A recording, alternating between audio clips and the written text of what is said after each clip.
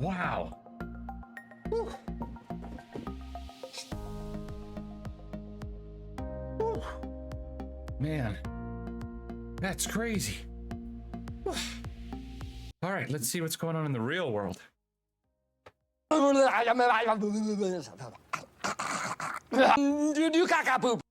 Nope.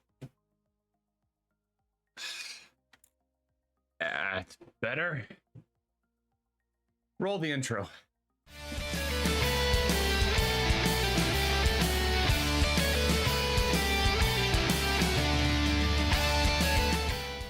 What's going on, guys? Let's talk about the Oculus Quest 2 now in 2021. After it has been out for several months, the honeymoon phase is over for a lot of people. Whether you've already been playing your Oculus Quest 2 and just need someone to reinforce your purchasing decision, or you are considering getting into VR yourself, I have had more than a week with the console and I would be happy to explain and share my experiences with you, so that way perhaps I can help you decide whether the Oculus Quest 2 is for you or you would like to look elsewhere. Now, I'm coming at this as a general consumer, just like most of you. I am not in any way affiliated with, sponsored by, or was gifted the Oculus Quest 2, its peripherals, or any of the games that I may talk about here today. I did purchase everything with my own money, and I am here to share my thoughts with you as a general consumer. Now, the first thing I'd like to start off with is, yes, this is definitely the smallest of every single one of the VR headsets I've seen in person or heard spoken about by any of my friends or any other media outlet that reviews VR headsets. It's pretty compact, so it's not too hard to store. I do recommend getting the case, although I haven't had mine arrive just yet. You're going to want to keep this thing safe because it can be a little delicate, especially on the inside where the lenses are, which is going to lead me to a couple of my first attachments that I personally bought. As you can see, one of the first major purchases, as per recommended by many other YouTubers and gaming outlets, is to buy the Elite strap. Now, it clips on pretty easy. Right here on the sides. I've loosened it, tightened it, both in the back here with the radial dial here, as well as the Velcro strap on top, and it's only ever come off once, I think, on the side, and that was probably my fault, but it definitely feels secure. It's a far cry better than the standard plastic strap that comes in the box. That I did try on once because I wanted to experience it, but I couldn't imagine having myself play with it for long periods of time, as it got uncomfortable almost immediately. That being said, the Elite strap is far and away better, and while it is not your only option, as there's the official Oculus Elite head strap as the one I bought, and then there are other ones available to you on Amazon for a slightly lower price. Check out other YouTube videos to get the reviews on those particular products, but regardless of which route you decide to go, I highly recommend go ahead and just consider that part of your initial purchase, as you are definitely going to need an upgrade from the initial band strap that comes with the headset. It's really not going to cut it for most people. The second thing that at least I consider the most important thing is going to be the facial interface. Now, I did purchase the additional fit pack, which is going to allow me to come with different size interfaces, as well as these light blockers. I don't know if you guys can see them. They're in here, which kind of double as protectors. It's really good for blocking out a little bit of that extra light that tends to seep up through the nose. And if you're wearing glasses, or if you're really concerned about damaging your lenses, that little piece of rubber that sticks out of the end is actually going to help protect your lenses, which is incredibly important if you don't want scratches. Once this package arrived, I did see that I got two additional facial interfaces, one with a narrow and one with a W for narrow and wider faces respectively. These additional options are going to be fantastic if you're finding that the standard interface that comes out of the box doesn't quite block out enough light for you, whether your face is a bit on the more narrow side or a bit on the wider side. That being said, though, there is my first major complaint that I would have with the Oculus Quest 2, and that is going to be, regardless of what size facial interface you end up using, whether it's the one out of the box or any of the additional ones included in the fit pack, after the initial honeymoon phase, I found this to be rather uncomfortable. The material isn't horrible, don't get me wrong, but if you play anything like Beat Saber or Sword and Sorcery, you're gonna tend to sweat a little bit, and then once it gets wet, it gets uncomfortable and it rubs on you. And if you take any breaks whatsoever, maybe to use the restroom, get a drink, or anything like that, that wetness, while it is certainly gonna be protecting your lenses, is gonna be a little uncomfortable when you get that nice wet sponge feel when you put your headset back on. It's not particularly comfortable. I would like it noted that I did decide to go with the pleather facial interface that is available at vrcover.com. I did get the black and black one respectively. As time kind of went on, I found myself becoming more and more uncomfortable to the point where it bothered me, and I almost didn't exactly want to use my headset at certain times. So I decided to try this option out. Now, I haven't received my cover yet. I will be happy to sort of maybe tweet out or talk about what's going on with that as soon as it arrives. But that is another thing to consider, is that once the honeymoon phase is over, you may find that you may want to consider a replacement for that facial cover, as it's not exactly the most comfortable thing. Before we move on to the controllers and the games, I'm sure you're starting to notice a trend here with just the peripherals that come with the headset, that the standard out of the box stuff is, I don't want to complain too much about it, because I understand that they did have to cut some corners to keep that cost down at the standard $299 or even the $399 for the larger storage model. And while all these things are not my personal preference, they will certainly get you by and get you well on your way into experiencing some of the best that VR has to offer. They're likely just there to keep costs low. The good news is that despite the fact that they are not the most comfortable things, whether we're talking about the headband or the facial interface, is that there are options available to you if you would like to spend a little bit of extra money to get that extra comfort and have the best experience possible. I know that's the route that I went, and perhaps you'd agree that's maybe the route you'd want to go, but it's certainly something to consider. Next, I want to talk about the controllers that come out of the box. I'd say these things are fantastic. I really do enjoy playing with them. They're comfortable, and there are additional accessories you can get from them from various websites on Amazon or even VR Cover, as mentioned earlier, to if you find that these aren't quite comfortable enough for you. But the buttons work well. The triggers never gave me any issues. These controllers take one single AA battery each, and they tend to last a long time. I would also like it noted that there are 2 batteries included with your purchase of an Oculus Quest 2, so you can go ahead and get right to gaming once your headset's charged up.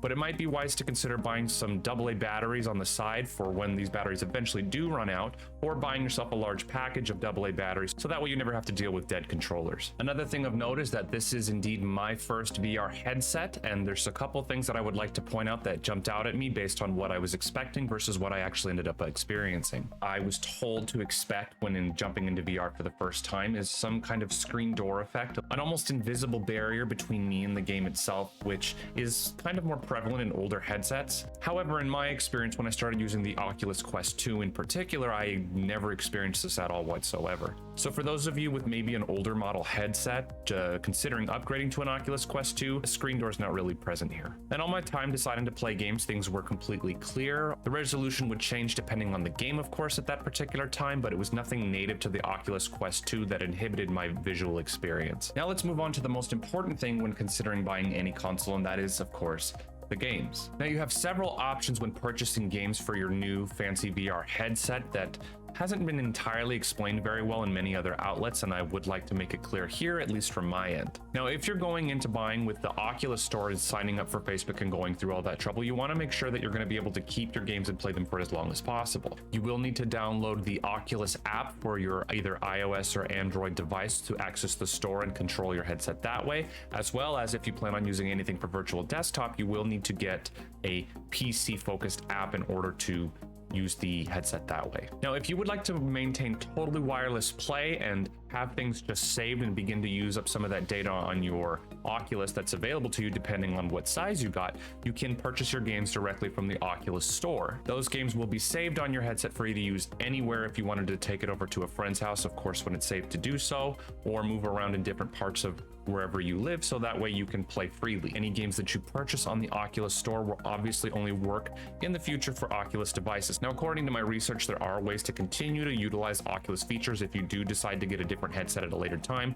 or maybe you decide the Oculus isn't for you, but those are things that I'm not really familiar with, so I don't feel comfortable touching on just yet. For now, it's safe to say that if you purchase anything on the Oculus Store, expect it to be used for any current or future Oculus devices. The second way that you can purchase your games, which is the way that I personally decided to do, was to purchase things on PC VR, i.e. in my case, Steam VR. If PC VR is going to be your focus, and of course you would like to keep those games for any future competing headsets you may want, such as the HP Reverb G2 or the Valve Index, this is probably going to be the way you go, so that way you can keep all of the games that you purchased and continue to use them regardless of whatever headset you use in the future. Just because you did not purchase them on the Oculus Store does not mean you cannot play all of these games both wirelessly and wired if you decided to purchase the Oculus Link cable. First, I'll touch briefly on the Oculus Link cable. It's the 16-foot official cable that is available for purchase from the Oculus store or your local retailer.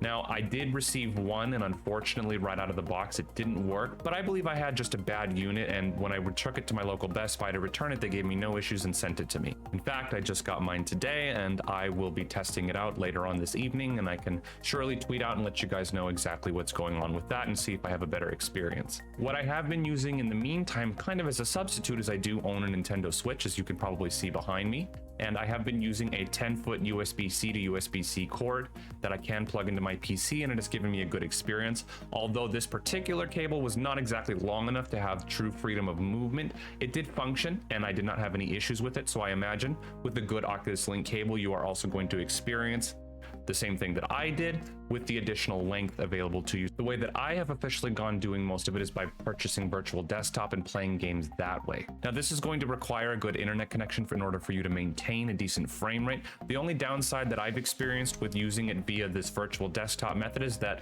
the resolution can dip as opposed to when I was directly hooked up to the PC, but it was never really enough to be distracting for me. And this is coming from someone in particular who does in fact wear glasses. Another thing that I forgot to mention is that it does come with a glasses spacer to give you a little bit of extra space. Though I was fortunate in my case, and I was so close to the lenses that I didn't actually need to use the glasses spacer, or even my prescription glasses for that matter, and I was able to see just fine. In short, whether you want to go with the games that are exclusively available in the Oculus store, or you would like to use more PC-focused VR games, all libraries are available to you. Just do a little research. Now, I would like it noted that the PC VR stuff does take a little bit more time to set up, and if you're not very patient, it might be a bit more difficult for you, but it is absolutely possible, and I can 100% verify that it does work now in 2021, likely much better than it did at launch. So let's keep it short, sweet, concise, and to the point. Is the Oculus Quest 2 worth your time still in 2021 after the initial hype has died down? I'm gonna have to go ahead and say that for me as a consumer,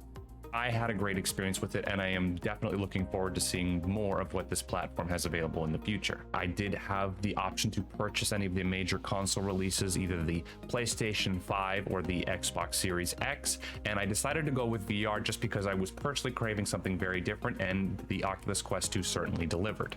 That's not to say that if you do decide to go with any of the competitors with the Microsoft HP Reverb G2 or Valve's Index that you are going to have a lesser experience. Those are fantastic headsets in their own right, but this is more of not just a review of the Oculus Quest 2, but VR in 2021, where we stand and how this particular console performs in that market. If you're looking for something different, you really want to mix up your experiences and try to game in a whole new way, then I highly recommend taking a look at VR and seeing what it has to offer. I have personally been gaming for almost 30 years now, and I can tell you that especially during that first week when I started playing with my headset, I would describe it consistently to my friends in VR chat in particular that it was like rediscovering gaming again for the first time, which is high praise coming from someone who has had many experiences over several decades. That being said, guys, I want to thank you so much here on YouTube, on my Twitch, all of my friends in VR chat who have been helping me try to grow the channel. You guys are the best. I love you. Thank you so much. If you have any other questions that you feel I might have missed, please feel free to leave them down in the comments below, and if I get a chance, I will be happy to reply to you. You can also look me up on my Twitter or catch me on one of my Twitch streams, and I will be happy to answer your questions there, as we will be playing games but having just chatting sessions here in the near future. Also, I'm going to highly recommend that whether you're on just desktop for now or you do decide to get VR in the near future, go ahead and check out VR chat if you're looking for a little bit more social interaction, as long as you don't mind chatting and seeing some ridiculousness. Thanks so much for your support, guys, and we'll see you next time on It's Vinny Vegas. Later, guys.